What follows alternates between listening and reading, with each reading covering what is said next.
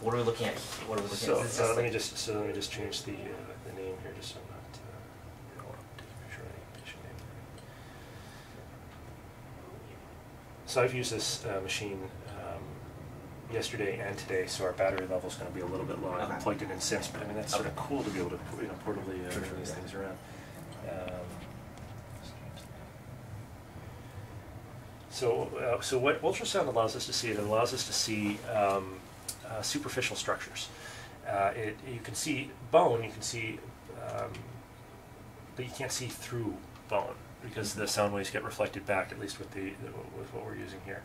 So if I come all the way down here, and it sort of looks like a snowstorm, right? You know, but if you look on the bottom here, so this is bone, this is bright.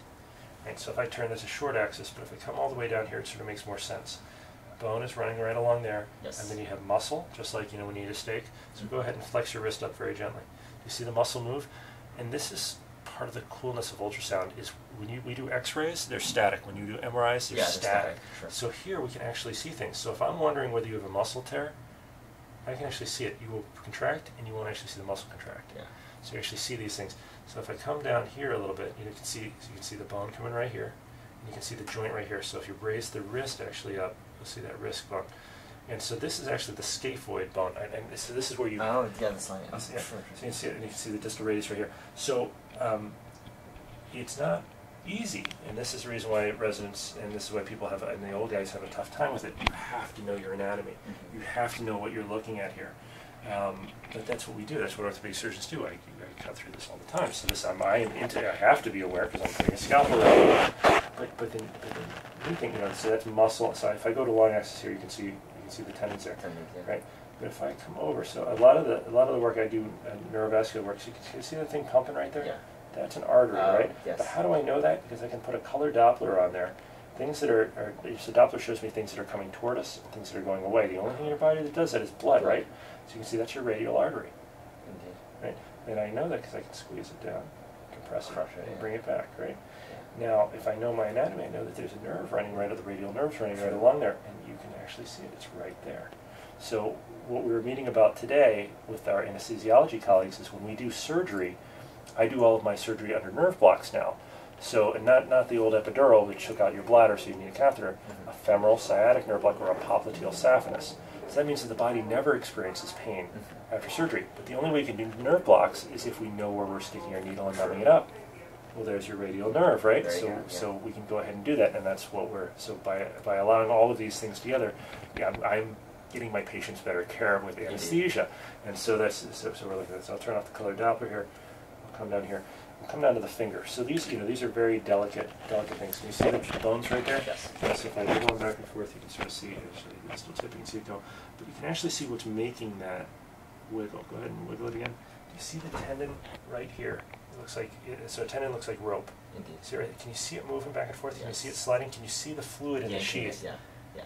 Isn't that cool? Yeah. That's higher resolution than the 3 Tesla MRI scanners. And I used the first 3 Tesla MRI when I was at Mayo. I did a foot and ankle study, and it's cool to use it.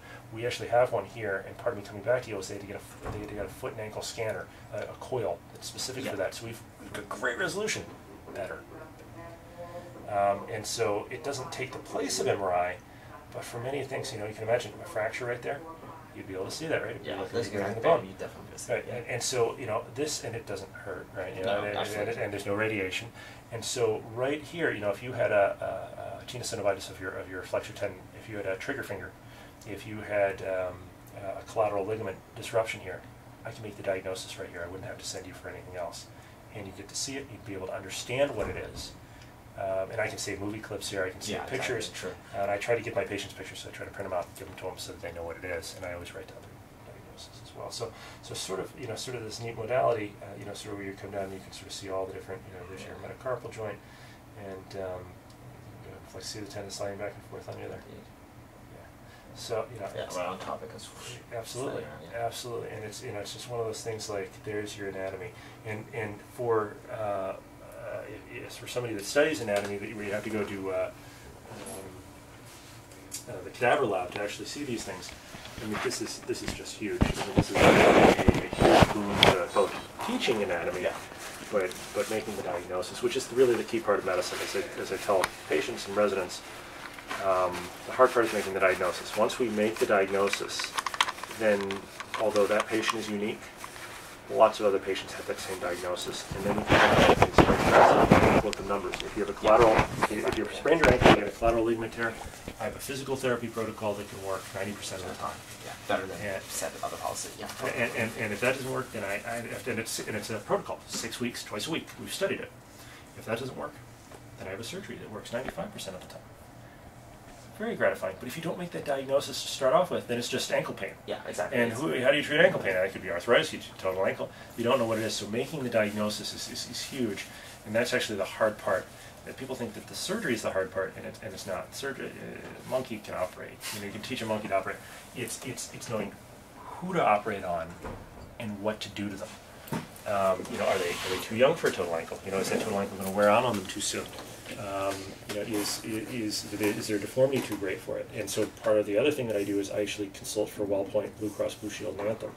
And so I help not individual not individual people. You should, yes, you're authorized, yes, I write the policy statement.